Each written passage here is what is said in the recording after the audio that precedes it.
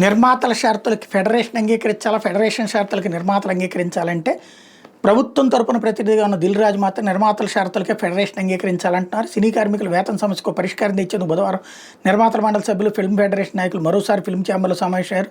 చర్చల్లో వేతనాల పెంపు అంశం ఇంకా కొలిక్కి రాలేదని మరో 2-3 సార్లు నిర్మాతల ఫెడరేషన్ నాయకుల మధ్య చర్చలు జరగాల్సి ఉందని చెప్పుకొచ్చారు.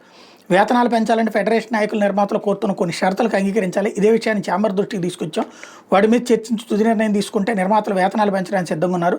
2000 కంటే తక్కువ పని చేసే వాళ్ళకి ఒక పర్సంటేజ్ ఆఫర్ చేసాం. అంతకంటే ఎక్కువ తీసుకునే వాళ్ళకి మరో పర్సంటేజ్ ఆఫర్ ప్రతిపాదించాం.